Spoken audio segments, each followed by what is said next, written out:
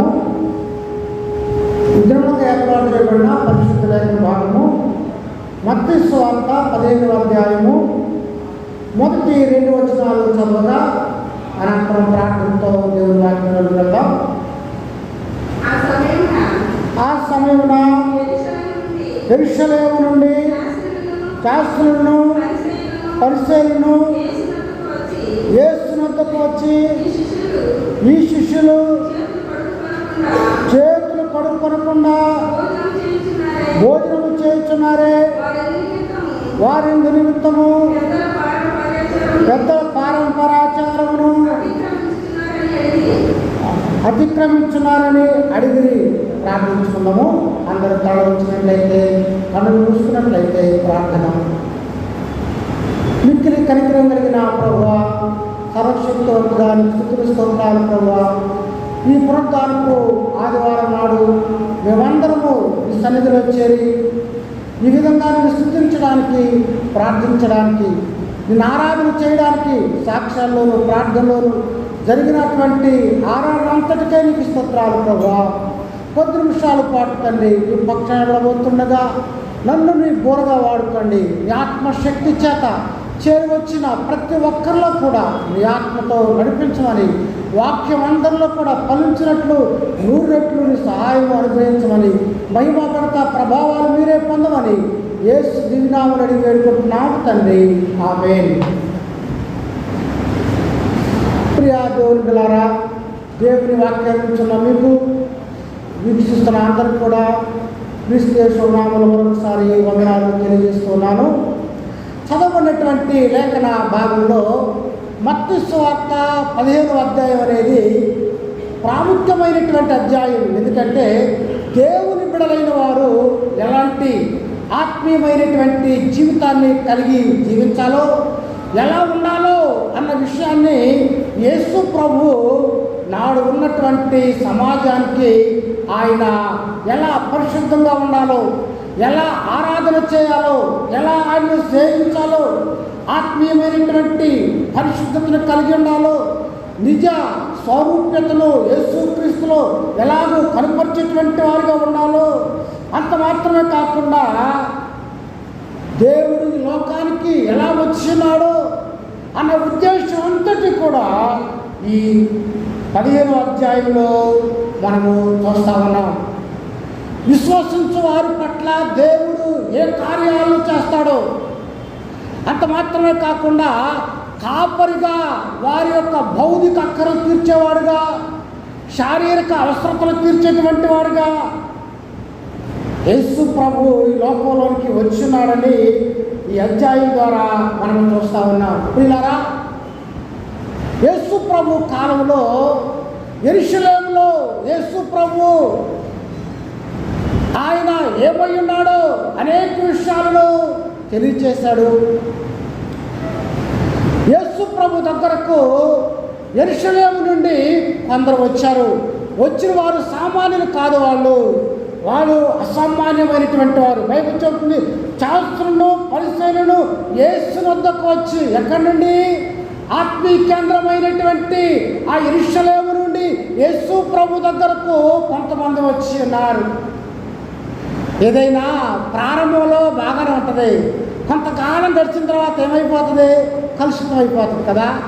అలాగే యెరూషలేము అనేటువంటిది ప్రపంచ ఆధ్యాత్మిక కేంద్రము. కానీ తర్వాత ఆ సంఘంలోనికి, ఆ సమాజంలోనికి ఏమి చొచ్చుకున్నాయంటే, వచ్చినాయంటే ఆత్మీయత కన్నా, ధర్మశాస్త్రము కన్నా, దేవుడు చెప్పినటువంటి విషయాల కన్నా లోక సంప్రదాయాలు ఎక్కువైపోయినాయి. పెద్దల పారంపర్య ఆచారాలు ఎక్కువైపోయినాయి. అందువల్ల ఆ ఆచారాలు, ఆ సంప్రదాయాలు ఏ స్థాయికి వచ్చినాయంటే ఆ పెద్దలే వచ్చి యేసు ప్రభువును ప్రశ్నిస్తున్నారు. ఏమనో తెలుసా?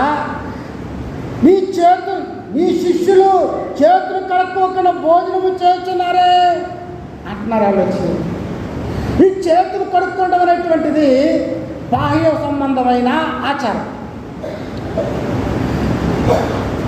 వారు యెరూషలేము నుంచి వచ్చి యేసు ప్రభువును అడుగుతున్నాడు అని ప్రశ్న ఏమిటంటే, ఏమిటంటే భౌతికమైనటువంటి ఆచారాల గురించి యేసు ప్రభువును ప్రశ్నిస్తున్నారు.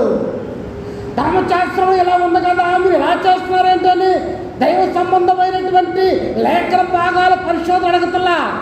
కానీ వారు లోక మర్యాద సంబంధమైనటువంటివి వారిలో ఎక్కువైపోయినాయి. వీళ్ళారా, యెరూషలేము పరిశుద్ధ పర్వతమే, యెరూషలేము దేవుని నివాసమే. కానీ తర్వాత భాగాల్లో మనం చూస్తాం యెరూషలేము వేశ్య అయిపోయిందని.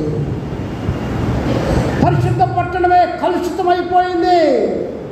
కారణం ఏమిటంటే మానవ సంబంధమైనటువంటి కల్పనాదాయక సంప్రదాయాలు, ఆచారాలు, దేవునికి వ్యతిరేకమైనటువంటి పరిస్థితులు వారిలోకి వచ్చినవి. అవన్నీ కూడా వాళ్ళు అనుకుంటారు వారు ఇదే దైవ చిత్తం అన్న విధంగా వాళ్ళు వచ్చి యేసు ప్రభువునే ప్రశ్నిస్తూ ఉన్నారు. శుద్ధీకరణ అవి ఆచారాలు. యేసు ప్రభు సువార్త ప్రారంభంలో మొట్టమొదటి అద్భుతం కానాను అనేటువంటి ఆ కానాపిడిలో చేశాడు ఆయన. అక్కడ 6 రాతి బాల్లో ఎందుకుండేవి? శుద్ధీకరణకై, సాంప్రదాయానికై ఉంచబడ్డాయి.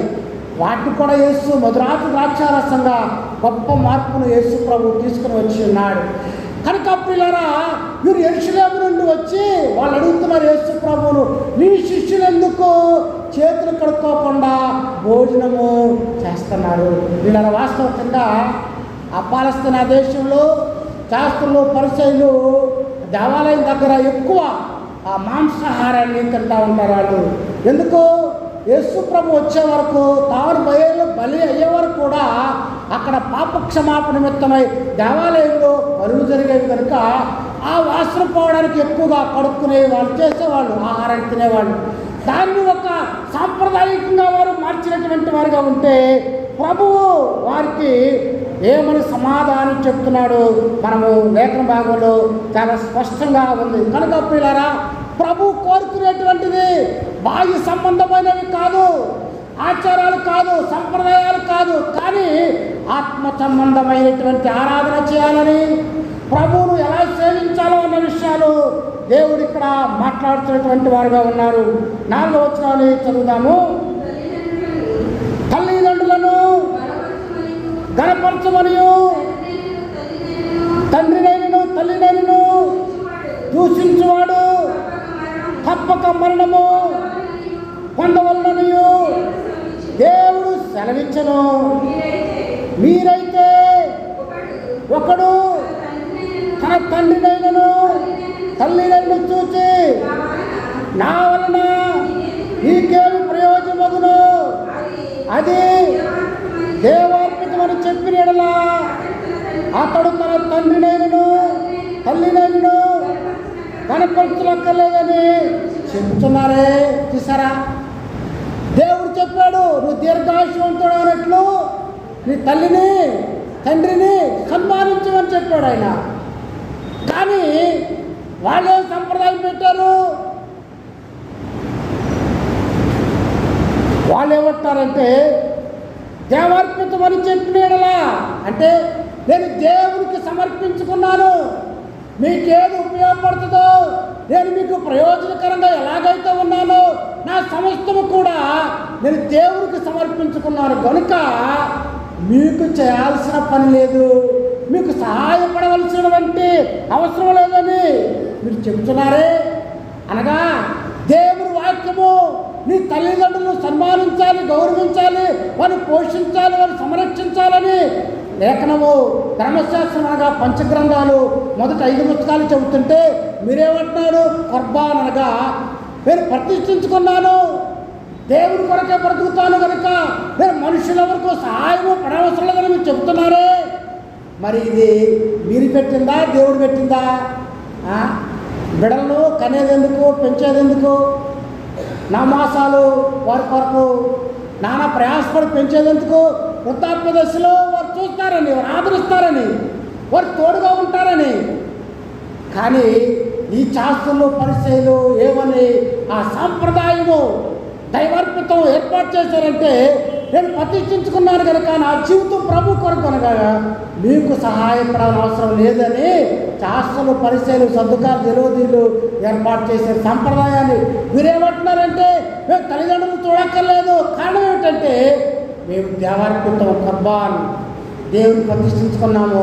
ఇది వాళ్ళు పెట్టినటువంటి సంప్రదాయం. ప్రభు అంటున్నాడు మీరు తల్లిదండ్రులు చూడాలని దైవార్పితం అని చెబుతున్నారే, అది దేవుని లేఖనంలో ఉన్నదా? మీరు పెట్టేటువంటి సంప్రదాయమే కదా. అవును, మరి ఎందుకు చేస్తున్నారు? వారికి ఎక్కడ ఆహారం పెట్టాలో వారిని ఎక్కడ చూడాలో అని చెప్పేసి వీరు ప్రతిష్ఠించుకొని తల్లిదండ్రులు కూడా దూరం పెట్టినటువంటి వారుగా మనం చూస్తూ ఉన్నాం. పిల్లరా, గృహాల్లో ఇవాళ కూడా ఉండవలసిన తల్లిదండ్రులు లేకుండా అనాథాశ్రమాల్లో పెట్టేవాళ్ళు లేరా? ఇంట్లోకి వెళ్తారు, కుక్కలు కనపడుతున్నాయి కానీ మనుషులు కనపడతారు. మనుషులు ఉన్న స్థానంలో ఎవరన్నారు? జంతువులు అయిపోయినాయి. ప్రభు అంటున్నాడు మీరు కర్బానని చెబుతున్నారే, మీరు దైవార్పితం అని చెబుతున్నారే, తల్లిదండ్రులు చూడాలి కదా మీ సంప్రదాయం ప్రకారము. మీరు ఎలా చేస్తున్నారే? ఇది ఆత్మ సంబంధమైన కార్యమా?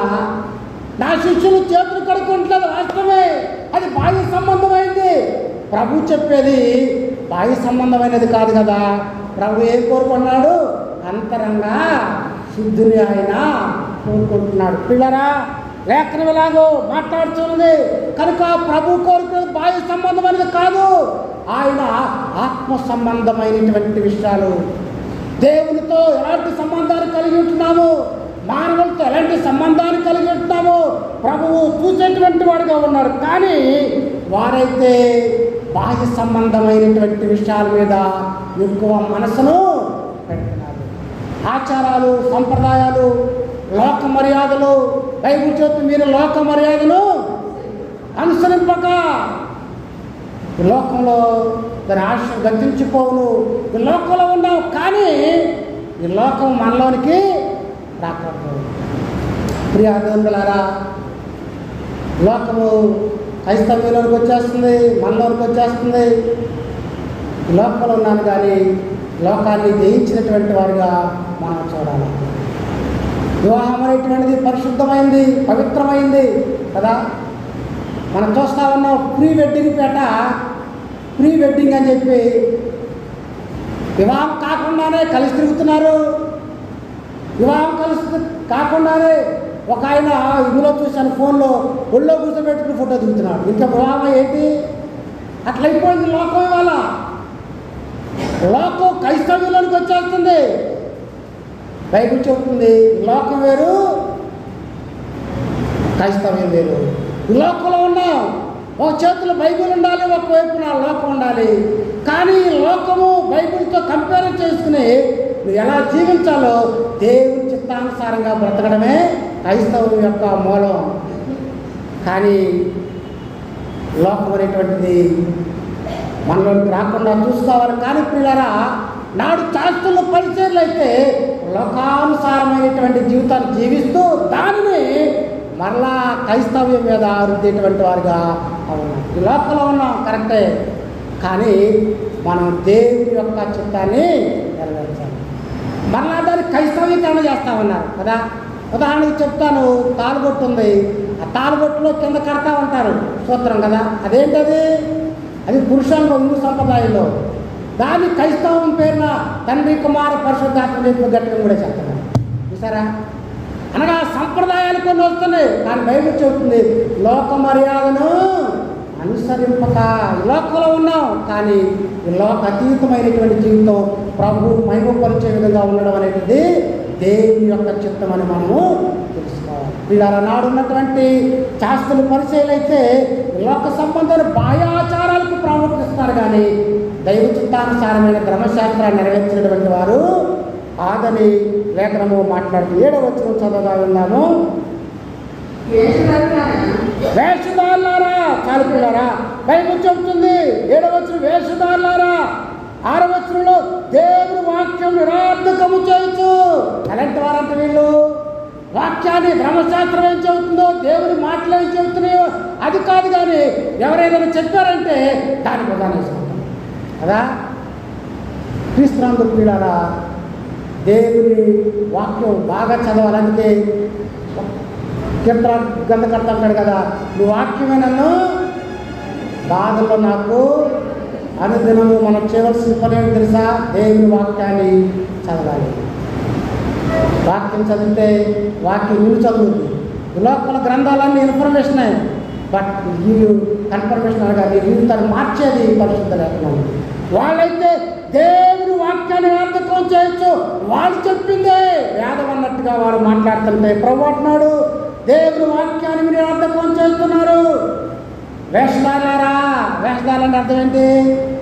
పైకి ఒకటి లోపల, పైకి చక్కగా మెత్తగా అలా బ్రదర్, లోపల అంత అదరే, అదే వేషధారణ. ప్రభు అన్నాడు, వేషధారులారా, సున్నం కొట్టు సమాధులారా. సమాధులు ఎలా ఉంటాయి? చక్కగా సున్నం వేసి ఉంటుంది, లోపల వాసన. శాస్త్ర పరిచయం కూడా దేవుని వాక్యాన్ని నిరార్థకం చేస్తూ వేషధారుల వలె, వారు సున్నం కొట్టు సమాధుల వలె వారు జీవితాలు ఉన్నాయి. కానీ ఎలా ప్రభువుని ఆరాధన చేయాలో 9వ వచనంలో ప్రభు మాట్లాడుతున్నాడు. చదవమ్మా.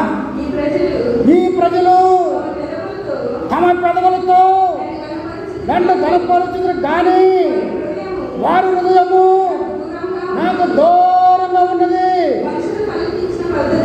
మనుషులు కల్పించిన పద్ధతులను దైవోపదేశములని బోధించుచు నన్ను వ్యర్థముగా ఆరాధన చేస్తున్నారు. చాలు పిల్లరా, బైబిల్ అంటూ ఉంది, ఈ ప్రజలు పెదవులతో నన్ను కనపరుస్తున్నారు, వారి హృదయం నాకు దూరంగా ఉంది. అంటే పెదవులతోనే ఆరాధన అంటే మనిషి ఎక్కడ? మనసు ఎక్కడో.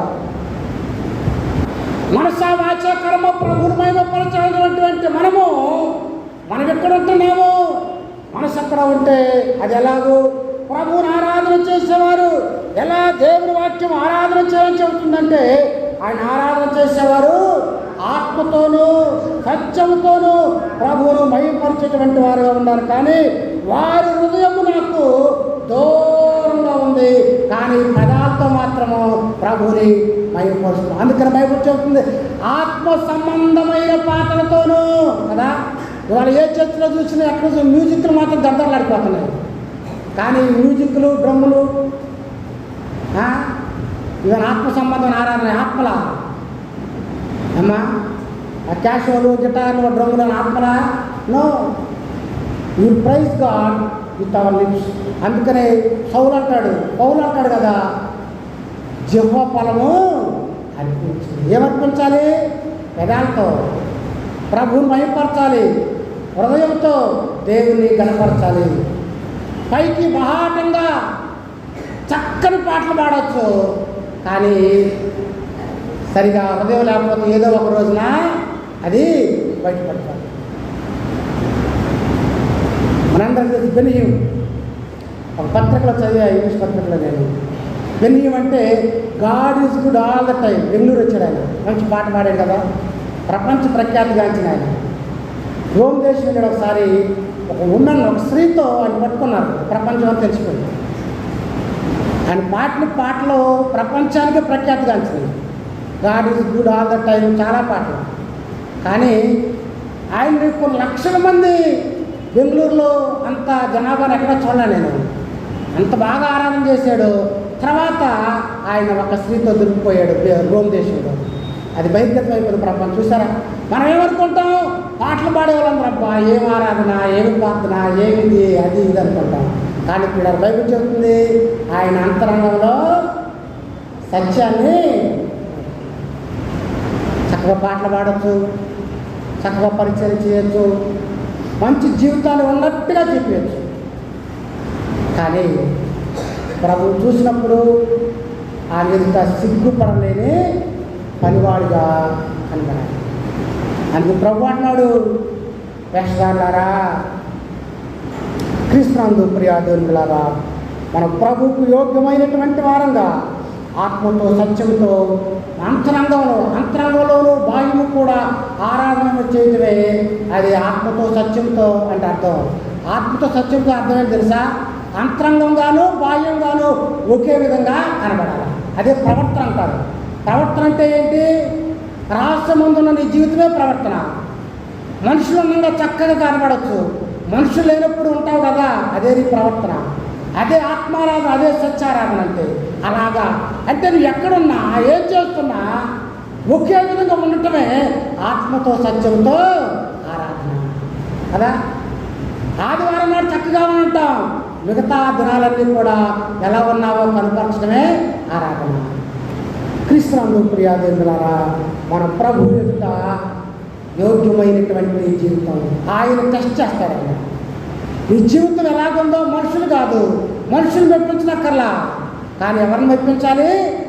ఆయన్ని గణపరిచే వారంగా మన జీవితాలు ఉండమనేటువంటిది ప్రభువు కోరుకున్నటువంటి వారుగా ఉన్నారు. క్రీస్తునందు ప్రియులారా, 14వ వచనం చదువుదాము, త్వరగా ఉంచుతాను.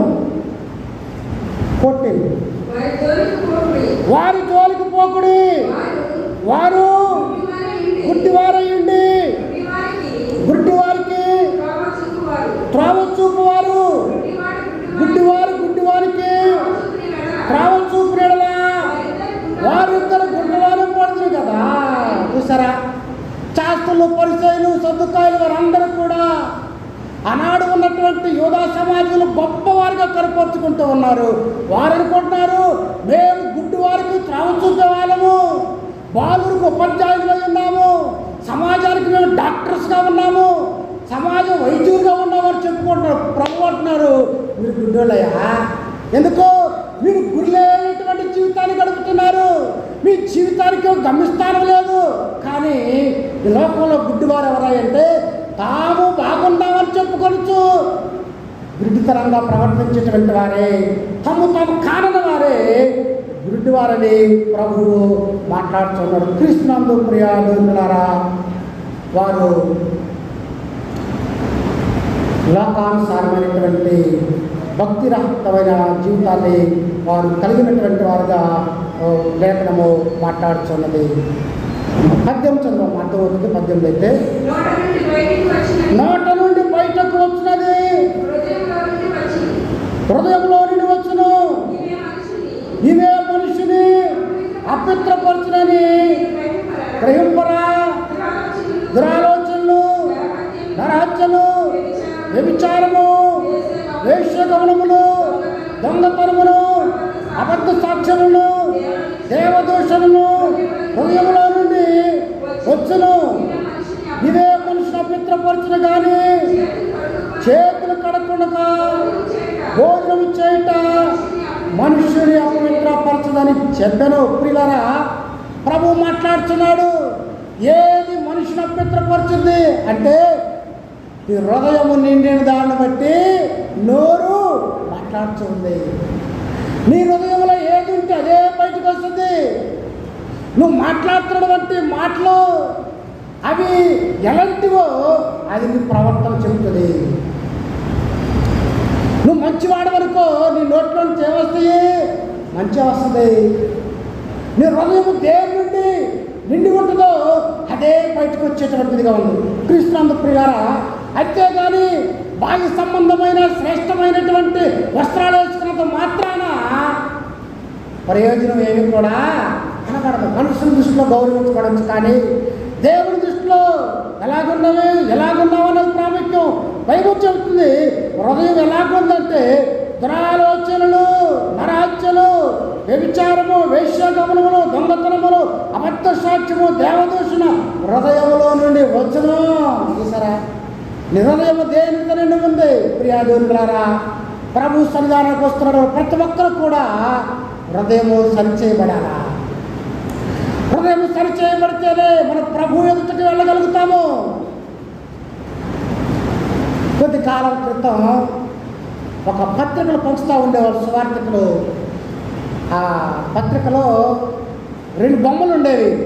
హార్ట్ ఆఫ్ రవి అని హృదయం బొమ్మ ఉండి, ఆ హృదయంలో కప్పలు, పాములు, నెమలి, మేకపోతు, కప్ప బొమ్మలు ఉండేవి. ఇంకా కొన్ని ఉండేవి. అంటే అర్థం ఏంటి? అవన్నీ మానవ హృదయంలో ఉంటాయి. ఇవన్నీ కూడా బయటకు పోయినప్పుడు మానవుల్లో లోకంలోకి ఏ హృదయం వస్తుంది? శుద్ధ హృదయం అనేటువంటిది కలుగుతుంది. అవన్నీ కూడా మానవుల్లో ఉండి మానవుడు అలాగ ప్రవర్తించేటువంటి వాడుగా ఉంటాడు. మనలో కోపం ఉందనుకో ఎక్కువగా అదేం చూపిస్తుంది? పాము ఏం చేస్తుంది? పగబడుతుంది కదా. పగబట్టే వాళ్ళేరా కోపం ప్రదర్శించేవాళ్ళు? బైబిల్ చదువు. పగ తీర్చుకున్నట నా పని ఇతరుల మీద ప్రదర్శించడం. నెమలి దేని గుర్తు? అందం అంటే ప్రౌడ్, గర్వం కదా. అందం ఎంతసేపు ఉంటుంది? 2 రోజులు జనం వచ్చి అందం ఉంటుందా? మొక్క వాడిపోదు అంతేగా. అధికారం ఉంటుందా? ఇదొక చెడ్డ పని చేసేవనుకో అధికారం వల్ల ఉంటాయా? నా మీద పైన పని పెరుగుతుంది. అది 500 రూపాయలు ఇంట్లో కొనిపెట్టారు కాబట్టి తెలుసున్నారు. మా ఇంట్లో ఏదో ఒక కారణానికి 500 క్యాన్లు ఏమైపోద్ది? మాడిపోద్ది. కొంతకాలమే అధికారం, కొంతకాలమే. మంచి పేరు ఉందనుకో, మంచి పేరు ఎంతసేపు ఉంటుంది? చిన్న తప్పు చేసేవనుకో అయిపోతుంది. అంటే ఈ లోకంలో గర్వించదగ్గది ఏది కూడా లేదు ప్రియార్థులు. అందుకనే మనలో గర్వం అనేటువంటి సాతాను లక్షణం నెమలి. కనుక మానవ హృదయంలో ఉన్నటువంటి ప్రతిదీ కూడా పోవాలి. కొంతమంది కప్ప జీవితం. కప్ప అంటే ఏంటి? ఉపయోగించారం. అంటే అటు లోకంలో ఉంటుంది, సంఘంలో ఉంటుంది. దేవుడు కావాలి, లోకం కావాలి, అటు ఇటు కూడా అలాంటి వాళ్ళు ఉంటారు. కనుక ప్రియులారా, మానవ హృదయము దేవుడికి అనుకూలంగా ఉండాలని ప్రభు కోరుకుంటున్నాడు.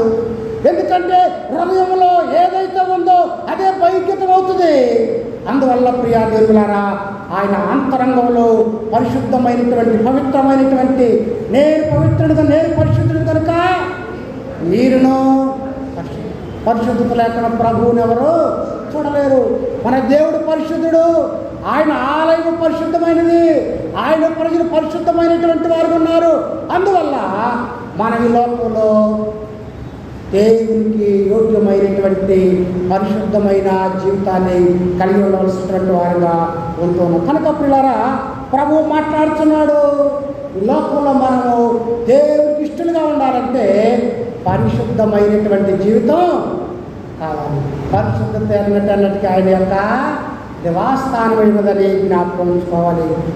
ఇంకా 3 నిమిషాలు చెప్తాను, కనీసం అరగంట వాక్యం చెప్తున్నాను అవుతాను. నేను త్వరగా ముగిస్తాను. సమయం 3 minutes అవి క్లోజ్ చేస్తున్నట్టు పాజిబుల్. 21వ వచనం చదవమ్మా. యేసు అక్కడి నుండి బయలుదేరి తూరు సీదోను ప్రాంతమునకు వెళ్ళగా ఇదిగో ఆ ప్రాంతము నుండి కానాను స్త్రీ ఒకటి వచ్చి, ప్రభువా, దావీదు కుమారుడా, నన్ను కరుణింపుము, నా కుమార్తె దయ్యం పట్టి బహు బాధపడుతున్నది. చాలు ప్రియులారా, యేసు ప్రభు ఇక్కడ అనగారుతున్నటువంటి వారి పట్ల, దిగజారిపోతున్న వారి పట్ల, అణిసివేయబడుతున్నటువంటి వారి పట్ల ఆయన ప్రేమను చేస్తామన్నారు. కానాను స్త్రీ అంటే అన్యురాలు, అనగా ఇశ్రాయేలీలు ఆ పాలస్తానానికి వెళ్తారు కదా, వాళ్ళు అన్యులు పూర్తిగా జయించరా. అన్యులు ఉన్నారు అక్కడ. అన్యులు ఆ కాలంలో యూదుల చేత తక్కువగా చూడబడతా ఉండేవాళ్ళు అన్య స్త్రీలు. అలాంటి వారిలో కూడా యేసు ప్రభు ప్రేమను చూపుతూ ఉన్నాడు. అనగా సమాజంలో తక్కువగా ఉన్నటువంటి వారి కూడా యేసు ప్రభు తన ప్రేమను కనుపరుస్తున్నాడంటే ఇక్కడ అనగా ఆయన కానాను స్త్రీ పట్ల కూడా కనికరాన్ని, ప్రేమను చూపెట్టేటువంటి వాడుగా మనం చూస్తూ ఉన్నాం. ఆ స్త్రీ యేసు ప్రభు దగ్గర, ప్రభువా, దావీదు కుమారుడా. ఆ స్త్రీ ఎలా వాక్యం ఉందో తెలీదు. ఆ కానాను స్త్రీ ఆమంటుంది యేసు ప్రభు కూడా బిరుదు ఏమిటంటే దావీదు కుమారుడా. ఆయనకున్న బిరుదుతో పిలుస్తుంది, ఓ ప్రభువా, నా కుమార్తెకు దయ్యం పట్టింది. ఎందుకంటే ఆమె యోగ్యురాలు కాదు యూదుల దగ్గరకు ప్రభు యొద్దకు రావడానికి. అయినను సరే ఆమెలో ఉన్న వినయం, ఆమెలో ఉన్న విధేయత, ఆమెలో ఉన్న తగ్గింపు, ఆమెలో ఉన్న గుణలక్షణాలు యేసు ప్రభునే మరి మార్చినదిగా చెప్పబడాలా. 23లో ఆమెతో ఒక్క మాటను చెప్పలేదు. అప్పుడు ఆమె శిష్యులు వచ్చి ఈమె మన వెంబడి వచ్చి కేకలు వేస్తున్నది, ఈమెను పంపివేయమని వేడుకొనగా ప్రభువా కేకలు వేస్తున్నాయా, అరుస్తూ ఉంది, అడుగుతూ ఉంది అన్నప్పుడు ప్రభు ఒక మాట అంటాడు 24లో, ఇశ్రాయేలు ఇంటి వారు నశించిన గొర్రెల యొద్దకే కానీ మరి ఎవరి యొద్దకు నేను పంపబడలేదు. నేను వచ్చిన వరకు వచ్చాను కదా, ఇశ్రాయేలు కొరకు వచ్చాను, గొర్రెల కొరకు వచ్చాను. పైకి అందరూ గొర్రెల వలె త్రవ తప్పారు కదా, నేను వారి కొరకు వచ్చాను, తప్పిపోయిన వారికి వచ్చాను నేను అంటే మరి ఇశ్రాయేలు వరకు అన్న కానాల్సి కదా, అన్ని రాను కదా. ఇశ్రాయేలీలు దేవుని మాట విన్నవారు కాదు, ఆయన స్వకీర్యతకు వచ్చాడు కానీ ఆయన చేర్చగలేదు కనుక ప్రభువు కనాను స్త్రీలకు కూడా అనుగ్రహాన్ని చూపుతూ ఆ 25వ వచనంలో ఆయన యొక్క మొక్కి ప్రభు, ఆ మొక్కటం అంటే ఇంగ్లీష్లో అయితే షీ వర్షిప్డ్ హిమ్ అంటే ఆమె సాగిలి పడిపోయిందని. ఏమైందండి ఆమె సాగిలి పడిపోయింది. ప్రభువా నీవే నా దిక్కు, సాగిలి పడతాం కనుక గొప్ప నానుందా లేదుగా. ఆమె యేసు ప్రభు మీద పడిపోయింది. ప్రభువా దిక్కు నీవేనయ్యా, నాకు ఇంకా ఎవరూ లేరు. పైకి దిక్కులేని వారి ప్రార్థన నిరాకరింపక వారి ప్రార్థన వైపు తిరిగి ఉన్నాడు. వీళ్ళ ఈ లోకంలో ఈ కానాను స్త్రీ ఎవరు చేర్చుకారు, అనగారినటువంటి పరిస్థితిలో ఉన్నామా, కానీ ఆయన చేర్చుకున్నాడు. ఆయన అంటున్నాడు, అందుకు ఆయన పిల్లలు రొట్టె తీసుకొని కుక్క పిల్లలకు వేయటం యుక్తం కాదు, ఎలాగో సాధ్యం ఇది అంటే అప్పుడు ఆయన ప్రభువా నిజమే ప్రభువా, కుక్కలు పిల్లలు కూడా తన యజమాని బల్ల మీద నుండి వచ్చు ముక్కలు తిరను కదా, బల్ల మీద నుండి వచ్చి ముక్కలు తిరుగుతుంది కదయ్యా, అలాగే నా ఎడలు నీవు కొద్దిగా కృప చూపవా.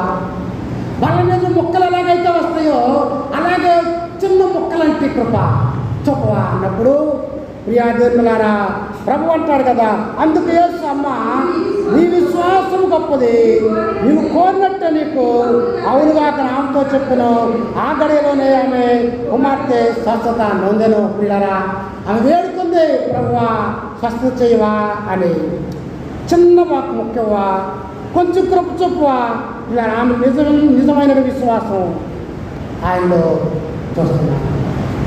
ప్రభు ఆమెను కుమార్తెను బాగు చేసినటువంటి వాడుగా ఆ గడియలోనే ఆమె కుమార్తె స్వస్థత నొందెను. క్రీస్తునందు ప్రియులారా మన ప్రభువు అద్భుత కార్యం, ఆశ్చర్య కార్యము, స్వస్థత కార్యము చేసినట్టుగా మనం చూస్తూ ఉన్నాం. అనగా ప్రభువు ఆరాధన చేసేవారు ఎలా ఆరాధన చేయాలి, హృదయాంతరంగంతోనూ, అంతేకాకుండా విశ్వాసంతో ప్రభువుని వేడుకోవాలి. నేను కూడా కానాను స్త్రీ అయినప్పటికీ అన్ని రాలేనప్పటికీ ప్రభువా అని కాళ్ళ మీద పడింది, గొప్ప కృపను పొందుకుంది, విశ్వాసతను కనుపరిచింది. దేవుడు ఆమె కుమార్తెను దయ్యం నుండి విడుదల ఇచ్చాడు. మత్తయి సువార్త 15వ అధ్యాయము 29వ వచనాన్ని చదువుతున్నాను. యేసు అక్కడి నుండి వెళ్ళి గలిలయ సముద్ర తీరంలోకి వచ్చి కొండెక్కి అక్కడ కూర్చుండగా బహుజన సమూహము ఆయన యొద్దకు కుంటివారు, గుడ్డివారు, మూగవారు, అంగహీనులు మొదలైన అనేకులను తీసుకుని వచ్చి ఆయన పాదముల యొద్ద పడవేసి ఆయన వారిని స్వస్థపరచెను. ప్రభు యొద్దకు అనేక మందిని తీసుకుని వచ్చి ఉన్నారు. గలిలయ, దెకపోలి అనేటువంటి ఆ ప్రాంతాల్లో ఉన్నటువంటి వికలాంగులను, రోగులను యేసు ప్రభు యొద్దకు తీసుకుని వచ్చారు. వారందరినీ కూడా యేసు ప్రభు స్వస్థపరిచాడు. పిల్లరా ఆ గలిలయ ప్రాంతంలో యేసు ప్రభు అనేకమైనటువంటి అద్భుతాలు చేశాడు. ఆయన అనేక గొప్ప కార్యాలు చేశాడు యేసు ప్రభు. అంతేకాకుండా పాదముల యొద్ద పడవేసిన వారందరినీ స్వస్థపరచను.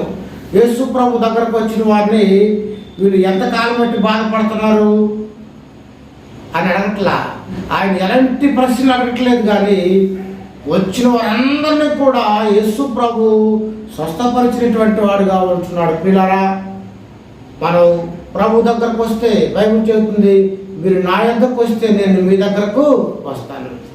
అందువల్ల మనం ప్రభు యొద్దకు రావాలి. ఆయన యొద్దకు వచ్చి వారందరినీ ఏమాత్రము కూడా త్రోసివేసేటువంటి వాడు కాదు. 31లో మోగవారు మాట్లాడుటను, అంగహీనులు బాగుపడిను, కుంటివారు నడుచుటను, గుడ్డివారు చూచుటయు. జనసమూహం చూచి ఆశ్చర్యపడి ఇశ్రాయేలు దేవుని మహిమపరచని. ప్రియులారా, యేసు ప్రభు దగ్గరకు వచ్చిన వారందరినీ కూడా ఆయన బాగు చేశాడు. ఎవరెవరిని? మోగవారికి, అంగహీనులను, కుంటివారు, గుడ్డివారు, ఎవరికి ఏ అవస్థలో ఉన్నవారో వారందరినీ బాగు చేయగా బైబిల్ చెబుతుంది, జనసమూహము చూచి ఆశ్చర్యపడి ఇశ్రాయేలు దేవుని మహిమపరచని. ఎప్పుడైతే వారు స్వస్థత, విడుదల, విమోచన కార్యం ఆ పట్ల జరిగిందో వారందరూ కూడా ఇశ్రాయేలు దేవుని మహిమపరచని. చూసారా? ఇశ్రాయేలు దేవుని అన్యజనులందరూ కూడా వారికి జరిగినటువంటి కార్యాన్ని బట్టి దేవుని మహిమపరచని. క్రీస్తునందు ప్రియులారా, స్తుతియాగం అర్పించేవాడని మహిమపరుచున్నాడు. అతనికి మార్గము సిద్ధపరుచుతుందని కీర్తనాల గ్రంథం 50వ కీర్తన చివరి వచనంలో మనం చూస్తూ ఉన్నాం. ఎవరైతే స్తుతియాగం అర్పిస్తారో వారికి దేవుడు మార్గాన్ని సిద్ధపరిచేటువంటి వారుగా ఉన్నారు.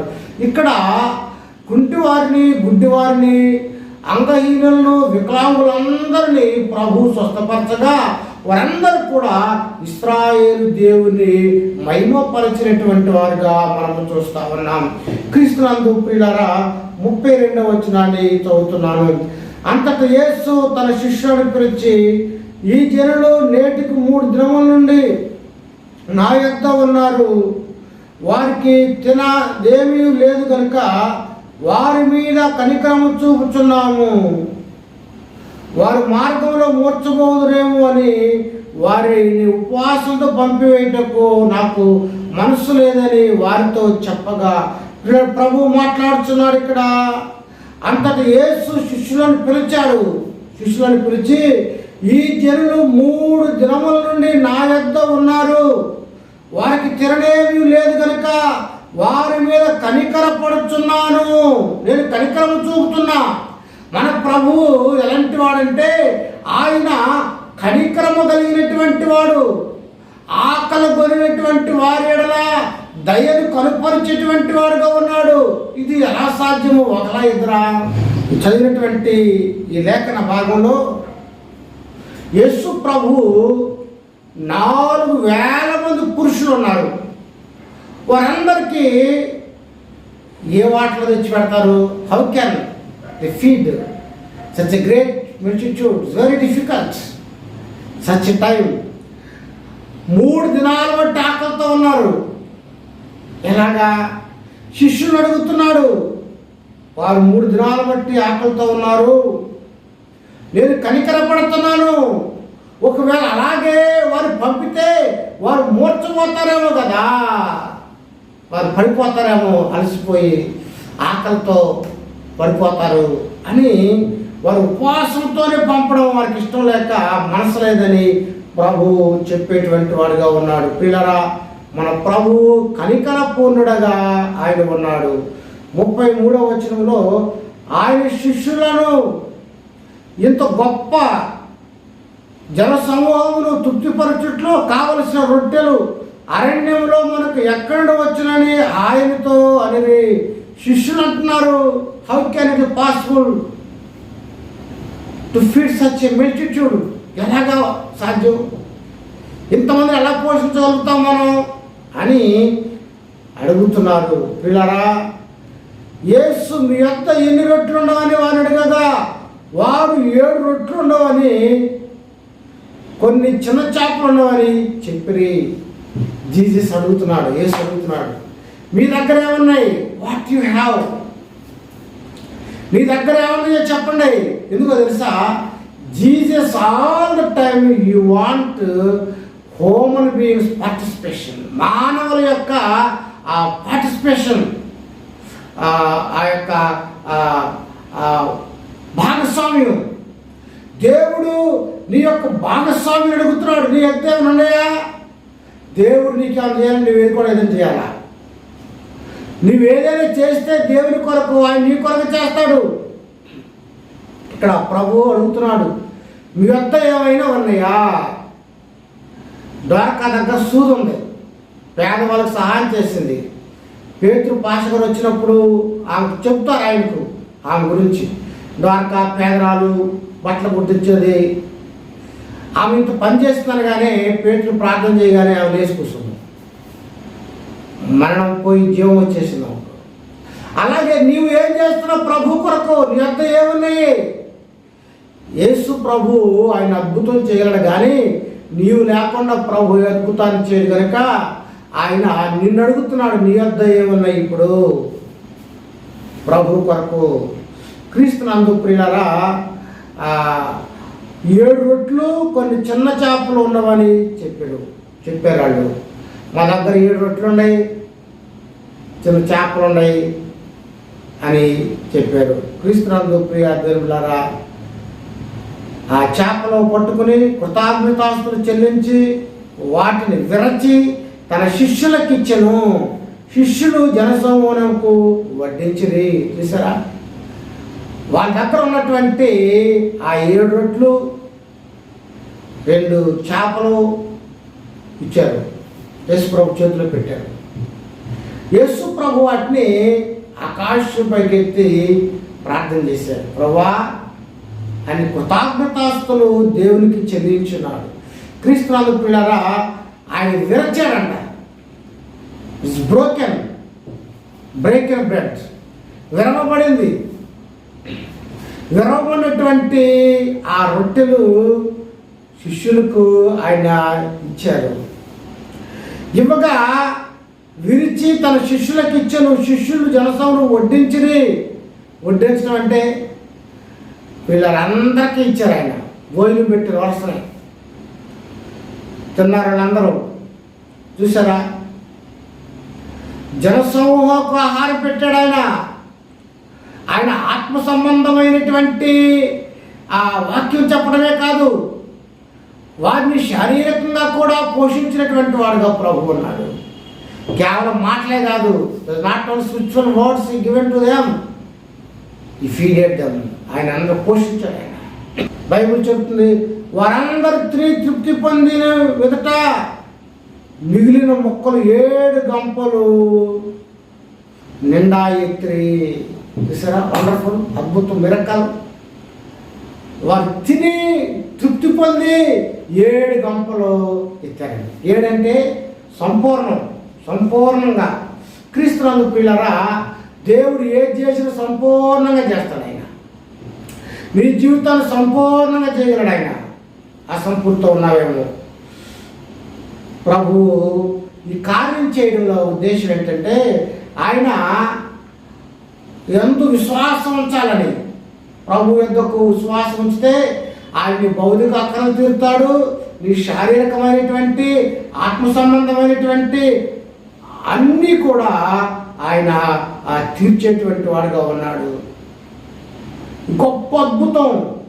ఈ 4,000 మంది పురుషులు మాత్రమే. మరి స్త్రీలు ఎంతమంది ఉన్నారు, పిల్లలు ఎంతమంది ఉన్నారు తెలీదు. కానీ యేసు ప్రభు ఆయన పోషించేటువంటి పోషణకర్త. అరణ్యంలో ఇశ్రాయేలీలు మోషే నాయకత్వంలో 6 లక్షల మంది కాల్బలాన్ని ఆయన పోషించాడు 40 ఏళ్ళ పాటు. అద్భుతం కదా.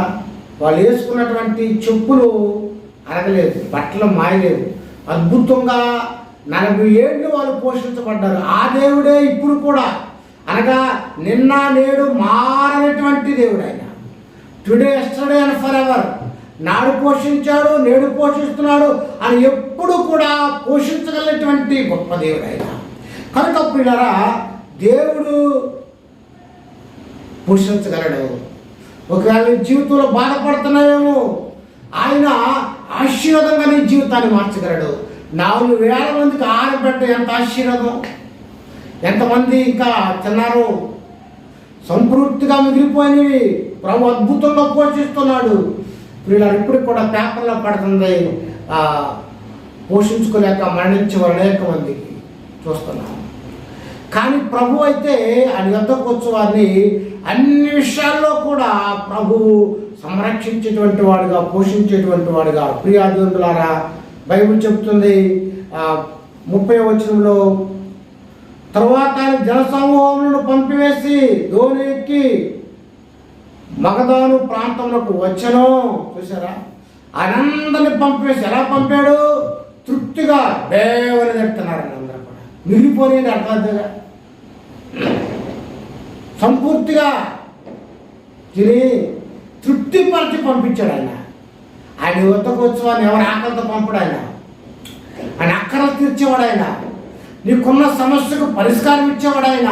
క్రీస్తునందు ప్రియులారా, యేసు ప్రభు యొద్దకు కుంటివారిని గుడ్డివారిని సకల రోగులు పడవేస్తే వారందరినీ బాగు చేశాడు. వారందరి కడుపులను అన్నం పెట్టాడు ఆయన. వారు సంతోషకరంగా పంపించాడు. కనుక ఈ దినం ప్రభు యొద్దకు నువ్వు కూడా రాగలిగితే ఆయన అక్కల అవసరాన్ని తీర్చగలడు. ఆయనకి ఏదైనా చేయగలడు. ప్రియులారా, ప్రభువుకు అసాధ్యమైనది ఏది కూడా లేదు. ఈ 4,000 మందిని యేసు ప్రభువు పోషించుట్లో ఉద్దేశం ఏంటంటే ఆయన ఎవరికి ఏ కొదువు కూడా చేసేవాడు కాదు. గొప్ప సమృద్ధితో సమస్తం కూడా జీవితాలను నింపేటువంటి వాడుగా ఉన్నాడు. ప్రార్థన చేసుకుందాం. తడవంచండి. మహాగణుడు మహోన్నతుడు సర్వశక్తి మిక్కిలి కనికరం కలిగిన ప్రభువా, ఈ దినం ఇంతవరకు కొద్ది నిమిషాల పాటు నీ వాక్యాన్ని ధ్యానం చేస్తున్నాం. ఈ మాటలు ప్రతి ఒక్కరిని కార్యం చేయి ప్రభువా. ప్రతి ఒక్కరిలో కూడా శాంతి, సమాధానం, నెమ్మది, ఆరోగ్యము, ఏ కుటుంబాల్లో ఏ విధంగా బాధపడుతున్నారో, శ్రమను అనుభవిస్తున్నారో, వేదన పడిన దేశం మీద మొబ్బుందిలో ఉన్నారు కనుక ప్రభువా, ఈ గొప్ప కార్యాలు ప్రతి ఒక్కరి జీవితంలో చేయండి. మహిమాగణత ప్రభావాలు మీరే పొందవని యేసు దివినామని వేడుకున్నాం తండ్రి. ఆమేన్. తండ్రి దేవుని ప్రేమ, కుమారుడు యేసు క్రీస్తు కృప, పరిశుద్ధాత్మ సహవాసం సదాకాలం తోడయండి. కాసి కాపాడుగా. ఆమేన్. God bless you.